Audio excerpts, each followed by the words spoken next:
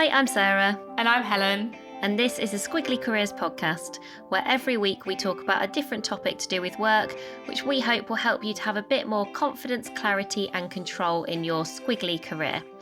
And there are now more than 270 episodes of the podcast. Who knew? 276, Sarah. Oh, to be exact. To be precise. And that sounds overwhelming, I think, rather than a good thing. I feel like we're trying to say that as a good thing, all those amazing episodes, but it just sounds like a lot. There are that many issues with careers that you need that many episodes of a podcast to help you. But if you are trying to look for some free resources, if you go onto amazingif.com and you look for our toolkit, we do have our top 10 episodes. And we have pod sheets for each of those episodes, which summarises things like the ideas for action and the coach yourself questions. We also have a podcast page on our website where, again, you can search by some keywords, and we've tried to put some podcasts together just to help you get started. Or if you've got a particular need or a question in mind and you want to see if you can find a podcast to help you with it. And if you can't find the links to that stuff, we'll put it all in the show notes for you as well. And you can always email us or just Helen and Sarah at squigglycareers.com. And also, Sarah, welcome back, because you weren't here last week. Where were you? You weren't with me talking about Squiggly Careers, you were? No, I was on holiday with my partner and my 5-year-old on the beach finding crabs. That was the main activity for the holiday. What Easter fun. Well, actually, it's quite sunny. So yeah, it was nice. Crabs and sunshine, family, it's not bad. But yes, I was here with Pritesh, and if you haven't listened to that episode, we were talking about the role of community in careers. And at the end of that podcast, Pritesh shared his poem all about squiggly careers, which he had shared with us previously. We were like, what can we do? How do we get this out into the world? So we put it on the podcast. So if you've not listened to that, actually, you can follow us on LinkedIn, because we shared it on LinkedIn, the video, or you can listen to the podcast from last week. So today we're talking about assertiveness. And the reason we wanted to talk about assertiveness was we were actually quite surprised we haven't covered it before as a topic in careers, because it definitely comes up in, the feedback that people get about, oh, it would be helpful if you were more assertive. But actually it feels that as a skill in careers is becoming more important than ever. So let's talk about why that is. The first thing is the context for careers, which is that they are squiggly, so they are full of change, but also there is lots of opportunity to personalise your progression. One of the biggest benefits of squiggly careers is that, success and squiggliness is as individual as we are, but having the confidence to have the conversations that you need to have about you and your development so that you can benefit from that individuality means that you do need to be assertive about what's important to you and why, so that you can get the things that you need. Also, we're thinking a bit about the way that people are working now. So work is, for a lot of people, becoming increasingly hybrid. So you've got a bit more choice about how your working week might work for you, how many days you're in the office, where you're working perhaps. But if you want to use this opportunity to design the work that works for you, again, you need to be quite assertive about this in the conversations that you're having, or you could just default into what someone else thinks you should do or into what might be working well for them. But I do think this is a really interesting moment in time for you to think about, well, how do I craft my role or my career around what works best for me? So what we're going to talk about is what assertiveness is and what it isn't. We're going to share a few examples of where being assertive has helped us and hindered us when we've not got it right in our careers, just to share a few stories. Though we'll do that quite briefly because we really want to focus on the ideas for action in terms of increasing your assertiveness. One of the things that we both noticed, we've done quite a lot of reading around assertiveness, read quite a lot of articles, as we always try to do to prepare for these podcasts, is there's lots of descriptions about assertiveness, of sort of what it is and what it looks like, but not that many practical ideas for action on how to get better at that skill. And I think it is a skill, so it is something that we can practice and improve. But most of the focus is more just talking about assertiveness. And I was almost getting a bit frustrated as I was doing some of the research and going, okay, well, there's lots of common themes around assertiveness, but if you've had that feedback, I think you can end up feeling quite frustrated, because it can feel like, I think, one of those areas, a bit like gravitas is a similar one, gravitas or assertiveness, where you want some help with, well, what could I do? What action could I take that would help to increase my assertiveness? So we've got 3 ideas for action that we'll share, but we're just going to start quickly by talking a bit about what it is and what it isn't, and just some examples to bring it to life. So the definition that we found that we sort of connected with the most and felt quite simple and straightforward is that assertiveness is the ability to stand up for what you believe while being calm and positive, and also respecting the rights of others. And I think that "and" is really important. So it is about, being clear about what you believe in, what you want to stand for, and doing that in a way where you have confidence and clarity. But that doesn't mean that you don't listen to other people, and that you're not prepared to change your mind or to change your opinion if you think, oh, that's really valid. And that doesn't stop you being assertiveness. You don't lose your assertiveness when you listen to other people or when you're open to other people's perspectives.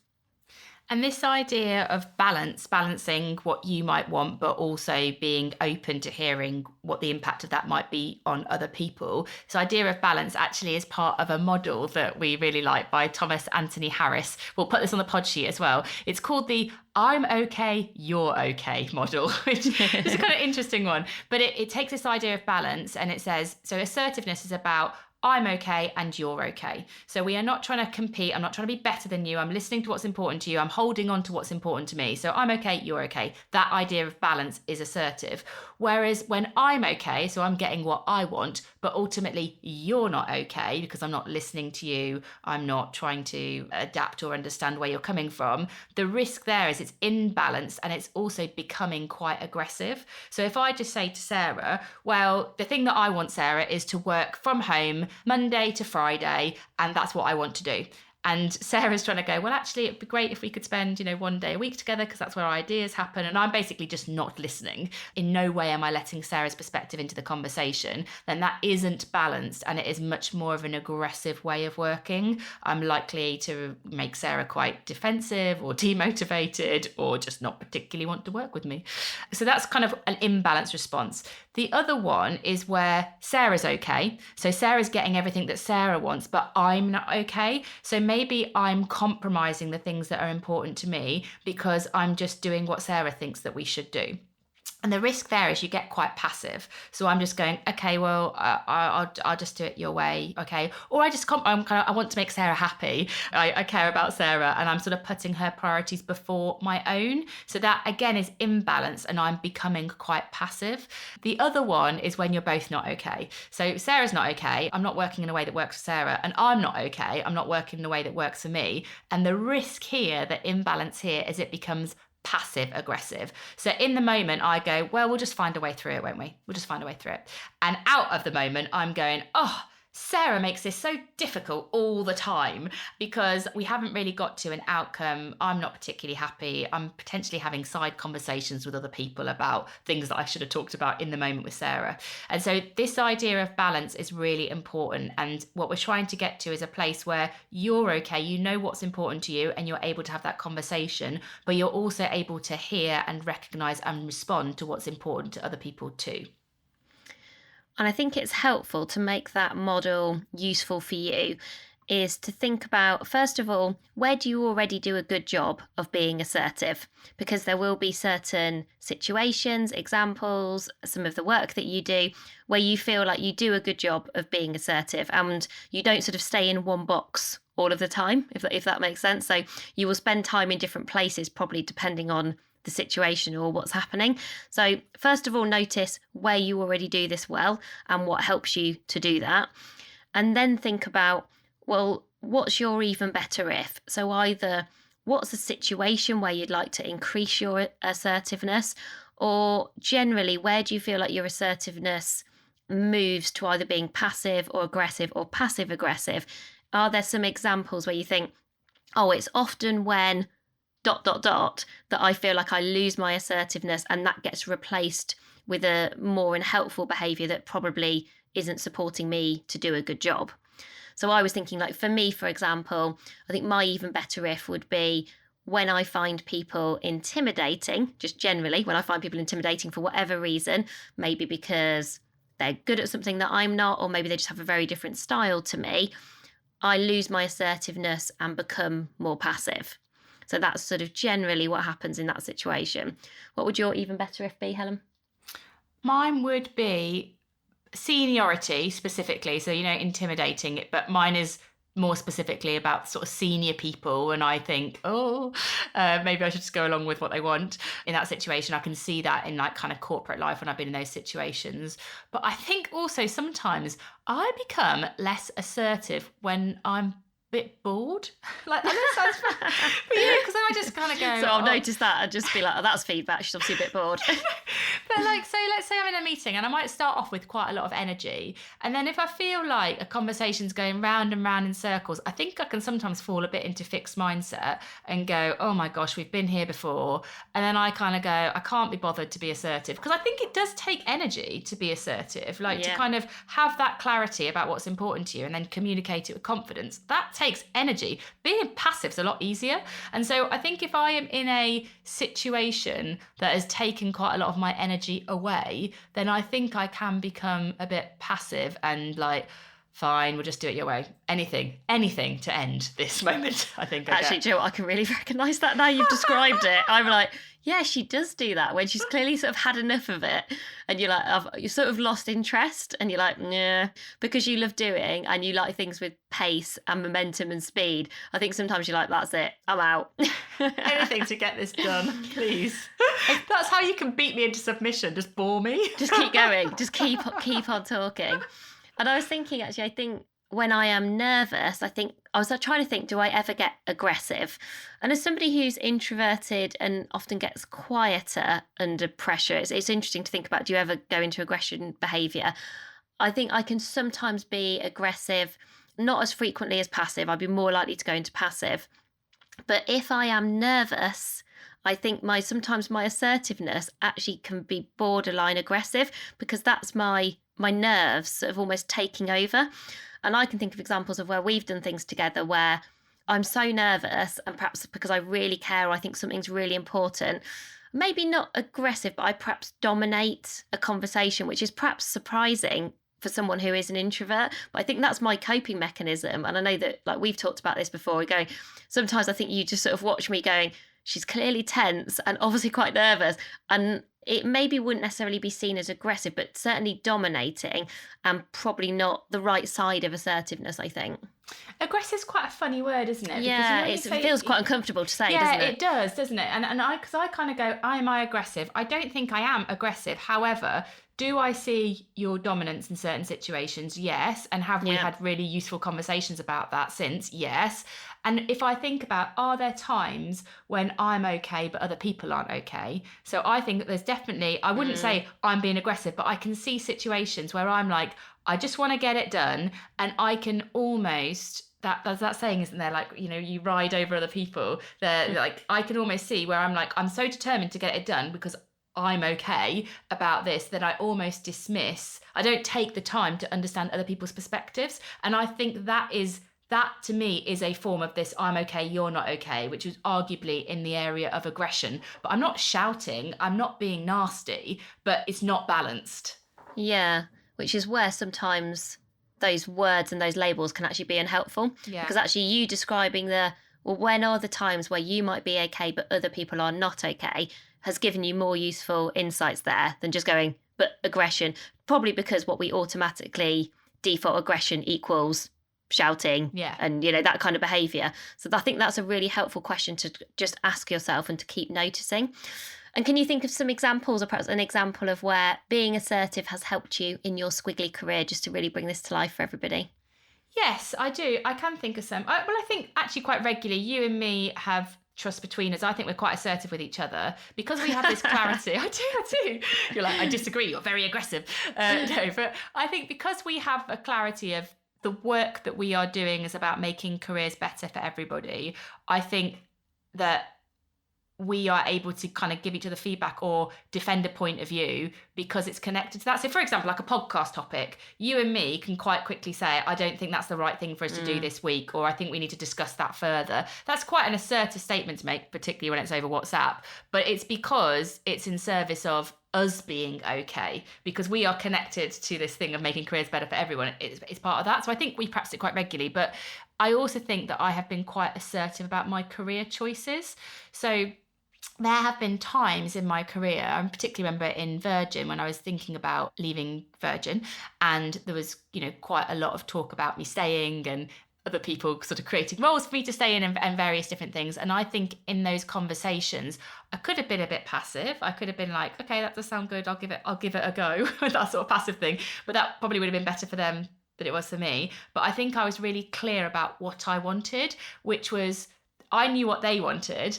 And I knew what I needed, which was I wanted to manage a bigger team than I could have done in that role. That was what was okay for me, because I wanted to become a better manager, and part of me being a better manager meant managing a bigger team, and there wasn't something they could give me that could help that. And I think I was quite assertive about that point, and I took time to listen to what they wanted and why they wanted, and I completely understood it.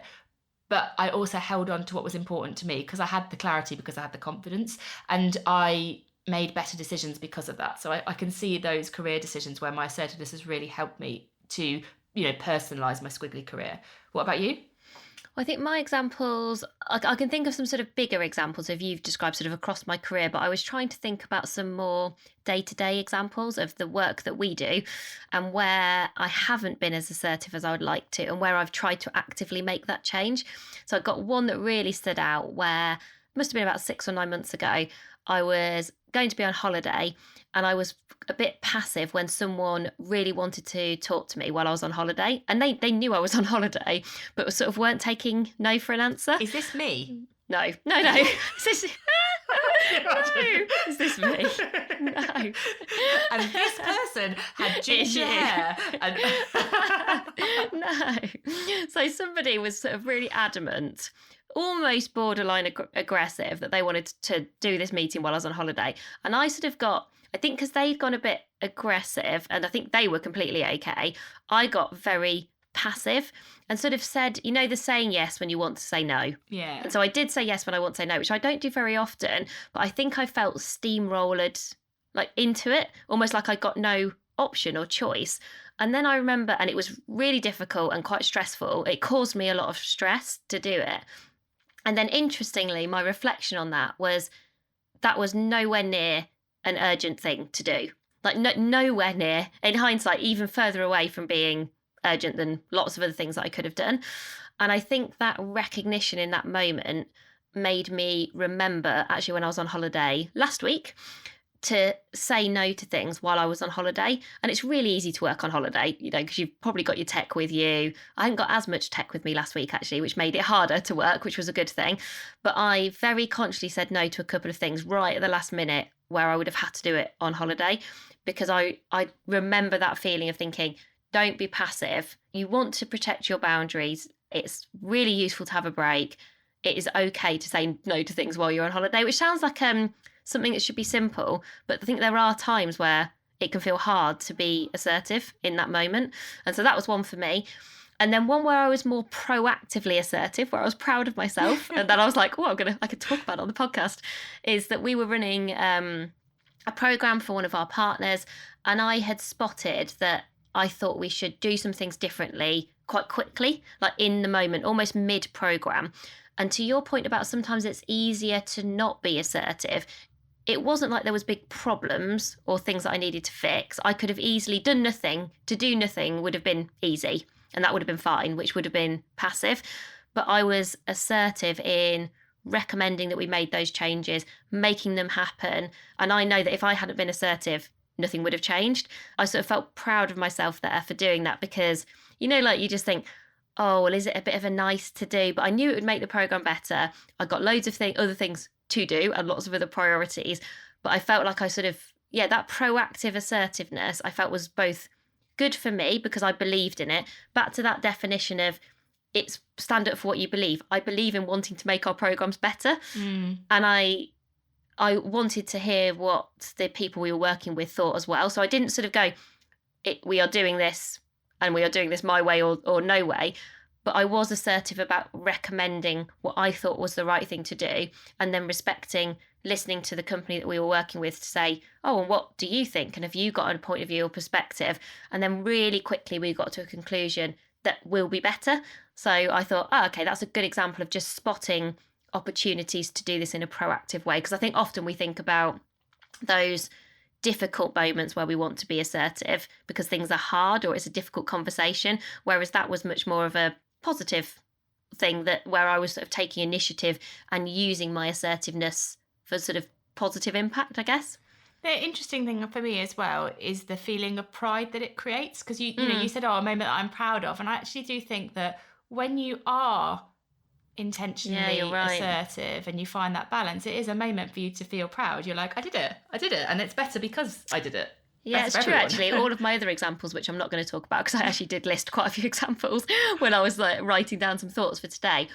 When I was listing them, all the examples of where I have been assertive in my career that I could think about more generally and then more specifically over the past few months, I did feel really good about all of those moments, because even if you hadn't got to the outcome that you were hoping for, they didn't quite work out in the way that you'd imagined, I still think you feel good about the thing that you can control is how you choose to behave. And so you chose to behave in an assertive way, to stand up for what you believed in sort of with that calmness and that clarity. And I think that always feels good, which is useful to remember when it's feeling hard to do. You're like, so next time you get bored, Helen, in a meeting and you become passive, think about how proud you'll be if you stay assertive. That's what I'm going to say to you. You know, Thanks. That's what I'm going to say to you. Can't wait for you to coach myself in the moment.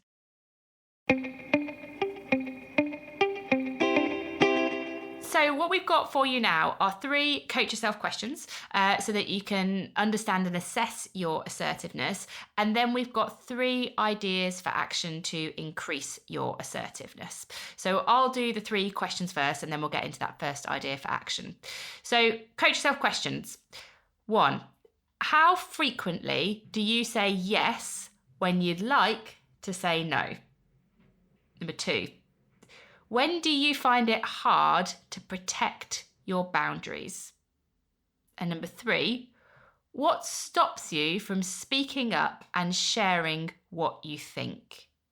If you can take just a bit of time to reflect on those coach yourself questions, you'll get to some really interesting insights about when you are or aren't assertive now and why that might be. So what are some of the issues that you might need to overcome and the ideas for action that might be most relevant for you to take first? So our first idea for action is about communicating in an assertive way, because often I do think sort of communication and assertiveness go hand in hand, and we're talking about those 2 things when we're thinking about, well, what does it look like? What would we be observing and noticing if someone was increasing their assertiveness? And I found this 3C model, which actually I think was being used by nurses in the NHS, that I thought was interesting. And they describe this 3C model to help you just to think about what you're trying to achieve. And then we'll talk specifically about how you do this. But these 3 C's are clear. So is the message clear and easy to understand? Confident. Do you feel confident that you can handle a situation? So that feeling of confidence. And controlled, which is communicating in that calm way that we talked about with the definition. So clear, confidence, controlled. And it might just be worth thinking about, well, which one of those do you naturally do well? Maybe which do you find hardest, and therefore what might you need to do, or what might you do differently? And the thing that we really want to think about here is, how do we avoid words that cloud clarity, make excuses, and how do we instead increase the amount of I-ness, which I appreciate is not a real word, but how do we increase the amount of I-ness in what we are saying? So to bring this to life, we've done some from and to statements, which are sort of hopefully broadly realistic. We've sort of taken it quite far to really make the point, but hopefully this will just help to bring to life what we're talking about here. So for example, you might say something like, do you think we should perhaps revisit option B as part of this project, as it might be useful? So just some of the things there is like, do you think? It's like asking someone else rather than really owning something. We should. And then perhaps, like in between words that cloud clarity, it might be useful. So lots of lack of definitive sort of statements there. So instead, what you could try is something that would sound a bit more like, I'd recommend we revisit option B at this point, as I believe it will give us some useful information.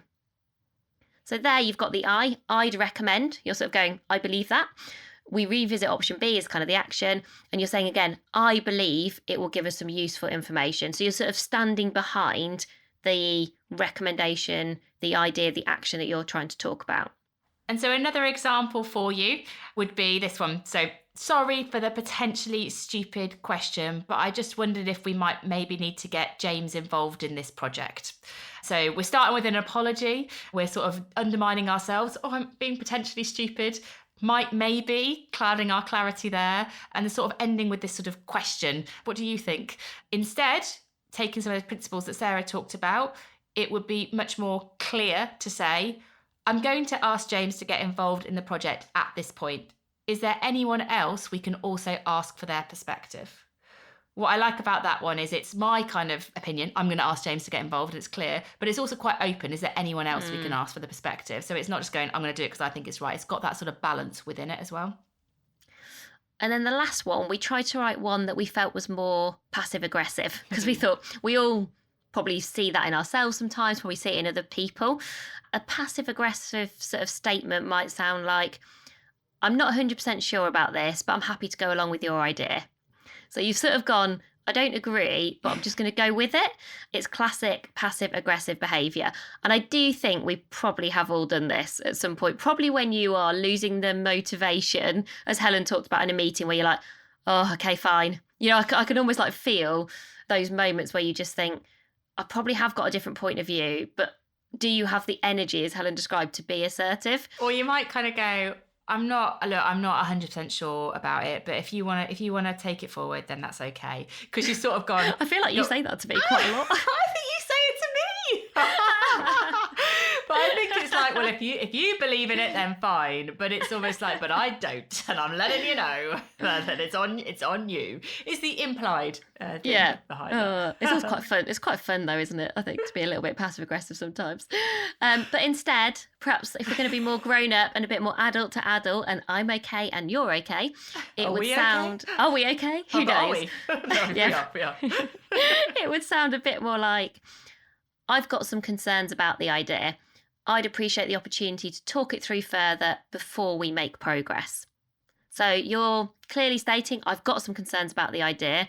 And you're saying, I'd like to talk it through a bit more before we keep going. And so you have had that confidence and that calmness to say what you think, and to also say, you don't feel comfortable about, just going along with it for the sake of it. And you're not going to go off and have that corridor conversation or undermine the idea afterwards or get frustrated afterwards. So it's hard, I think, to be assertive all of the time. And one of the things that I did read that I found really helpful was this idea of adaptive assertiveness.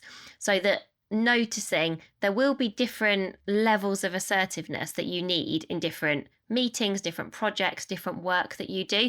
So it's not like we have to try and imagine trying to do this before every meeting and really thinking about, by the time I thought about the sentence I was meant to say, the meeting would have finished. But I do think you can probably pinpoint certain situations where you think, okay, I'm going to sort of need to dial up my assertiveness in this moment, or I've got a choice about how assertive I'm going to be. And these kind of statements in terms of getting rid of the in-between words, the excuses, increasing the I-ness will just help you to communicate with more assertiveness as and when you feel like you need to. And perhaps this being adaptively assertive is also part of the second idea for action, which is about using if-then as a technique to improve your assertiveness. So if, for example, you see yourself getting aggressive, and remember, let's maybe reframe that work. So this is a situation where you're okay, but maybe as you're not kind of helping someone else to be okay in that situation as well. So if that's you, if you can see that in the ways that sometimes you work and sometimes that you might come across as aggressive to other people, then a really good reaction to that would be to slow down your approach rather than speeding up a conversation. And I see this in myself. I'd be like, let's just get it done. I know how to do this. I can move it forward fast. My natural approach would be to speed it up. But actually, the better thing to do might be to slow it down.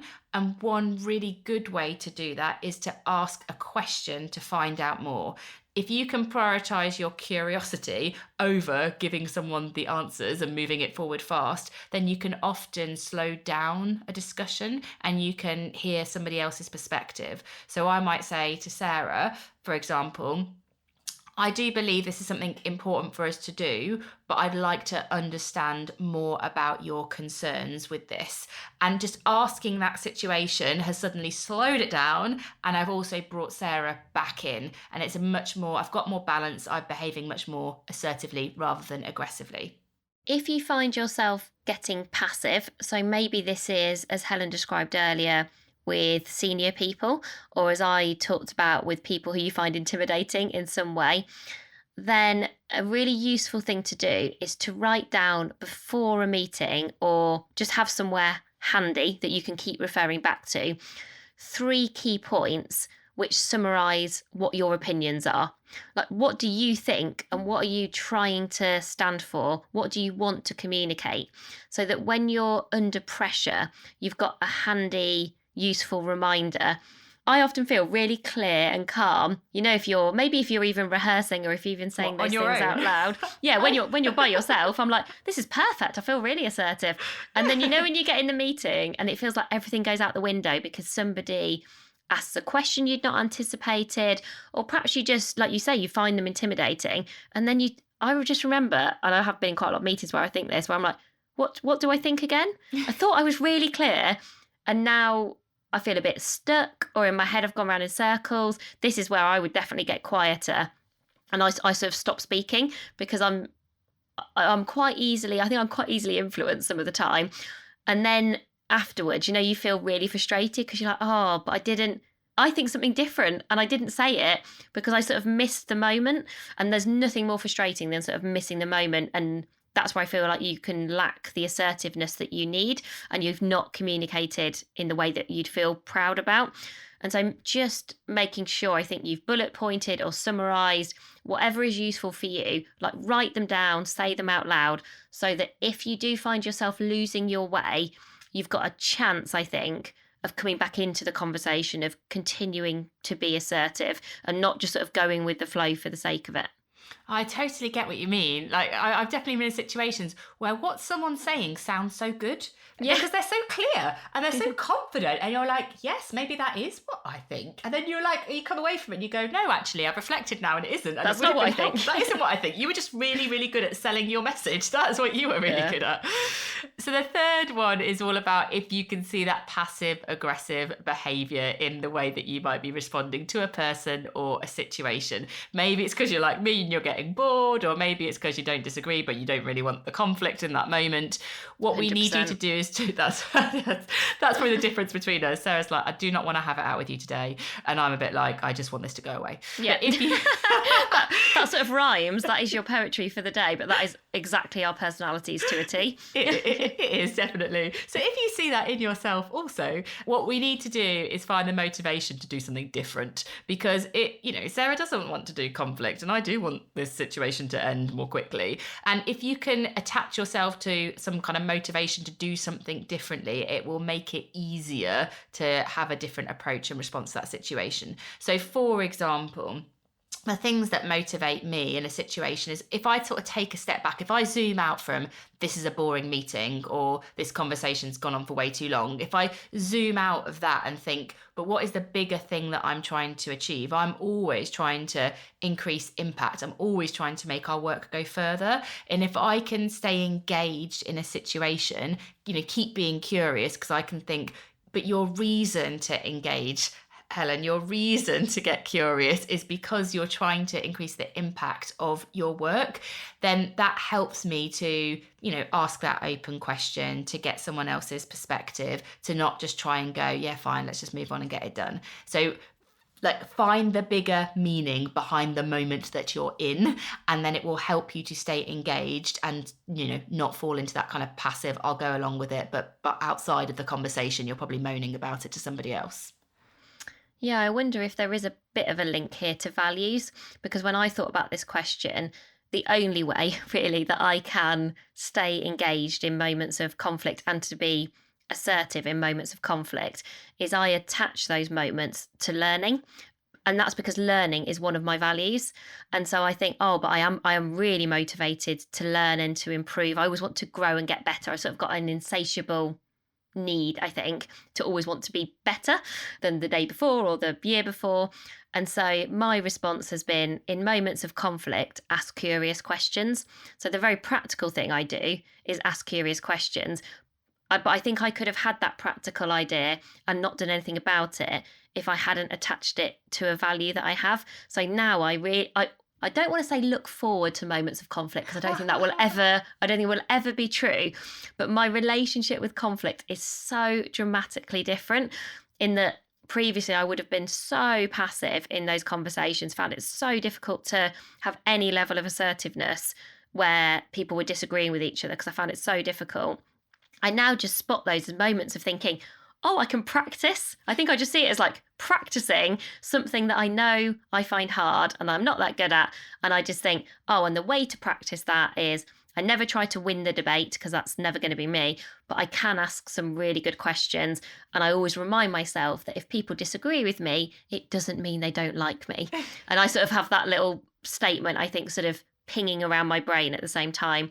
And so I think anything you can do to figure out what's your motivation to behave differently, whether actually that's about being aggressive, passive, or passive aggressive, you've got to want to do this, because it's like we've described today. I think it's always way easier not to.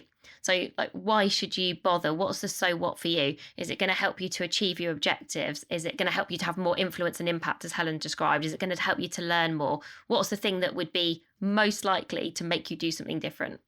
I also think about my identity. Like when I actually think about being passive aggressive, that isn't how I want to be perceived. No, that's true. I kind of think it's not. I might do it by default sometimes in a situation, but if I actually thought about that, my default becoming my identity, I think, well, that's not what I want people to see when they work with me. So that was also potentially a bit of a motivator. Well, you lose that pride that we talked about, I guess, don't you? Yeah, it's true. So the final idea for action 3, is really about this proactive assertiveness that we have talked about, that I mentioned earlier, because in some ways the if then is much more about reacting, how you react in a situation, whereas this is about thinking, well, how can I just generally be more assertive? And I really like this idea. Helen and I talked about this. We've sort of done a pre-podcast for this podcast, because we sort of got quite into the prep for this and then ran out of time. So this is sort of our second go at recording it. And we're calling this idea for action, preparing and sharing your points of view. So one of the things I think that helps you to be assertive is to know what you think about areas of opportunity or obstacles that exist in your industry, in your team, in your organisation. Like having a point of view. And I was describing to Helen that I think probably for quite a significant chunk of my career, I sort of don't think I felt like I had a point of view on things. I almost don't feel like I had the permission to have a point of view. I think I was quite passive in terms of going, well, I'll do what I'm told to do, versus actually going, well, what do you think about this trend or this theme or this obstacle? What's your perspective? And I think it took me a while to almost have that critical thinking and that initiative to go, like, genuinely, what do I think? What is my point of view and what's my perspective? And spot some of those difficult questions that you don't know how to answer. I think there are really areas of opportunity, obstacles, and difficult questions are really good territories to start with, to figure out, well, which are the areas that I need to have a point of view on? Like, what are the interesting themes that I should spend some time thinking about? And so to bring that to life with a couple of examples, I think the easiest one for us is Squiggly careers, because that's what we spend so much of our time, thinking about and talking about. But we have developed a very strong perspective about what we think careers should look like and the support that people need to succeed in those careers. And so we have a point of view about that development should be democratized, for example, and that the ladder holds more people back than it helps to move forward. And because we have that perspective, we can communicate it quite assertively. It doesn't mean that we don't listen to other people about their perspective, but we've got that clarity. Now, obviously, that's our current world of work. But for example, let's imagine you work in marketing. In terms of areas of opportunity or areas for development in your field at the moment, it might be all about the metaverse. Whatever it means, somebody can email us and let us know. But actually, you should probably know. You should probably have a perspective on it. That's a big area of growth, definitely an area of noise at the moment in marketing. So, is that something that you think is helpful noise? Do you think it's a distraction from the actual day job of marketing? Like, what is your perspective? If you work in Corporate social responsibility, for example, thinking about B Corps could be really interesting. Is that the future of corporate social responsibility? Should all organisations adopt some of the principles of B Corps? Or actually, is that just specific to some types of businesses? Spending a bit of time exploring the issues around your area of work and thinking about, but what is my perspective on this, can help you to be much more proactively assertive when you're talking to other people. And I had a brilliant example of this in a workshop a couple of weeks ago. I was doing a workshop on growth mindset. And separately, 2 people asked me the same question, which I found really interesting. So it's not like they'd not overheard it. And they were talking to me about the dangers of growth for growth's sake. So essentially sort of relentless growth without really thinking about, is growth always good for us? So we're sort of challenging like the nature of growth. And I found that I was like, that's a really brilliant observation. They were listening to what I'd got to say. And what they had done is sort of in that moment, they had formed a point of view and a perspective. But when they both actually separately shared it with me, they were so interested in what I'd got to say. So for me, it was less about me. It was more, I just saw 2 examples that day of 2 people being assertive in sharing what they had thought about what they'd heard from me, but then being very open to, oh, and what did I think? And they were also both really interestingly open to changing their mind. They wanted to hear my perspective. And I just thought that was a perfect example of assertive communication. I didn't feel like they were being aggressively challenging me, and they weren't being passive in terms of saying nothing and not contributing.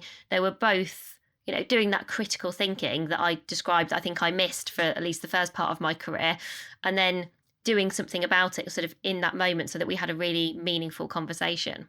So just to summarise those 3 ideas for action then. So the first one was all about adapting how you're communicating so that you can do it in an assertive way, those from and to approaches that we talk through. The second idea for action was all about reacting. So potentially if you're being aggressive, what could you do differently? If you see yourself being passive, how could you become more assertive? And the third idea for action was all about being proactive. So preparing and sharing your points of view. And what we'll do is we'll summarize those 3 ideas for action on the pod sheet. So hopefully you've been listening and thinking, you've been maybe going, oh, that's me, I know I'm doing that. And then if you want to kind of neatly get those ideas for action so you can go do something different, it'll all be in the pod sheet for you.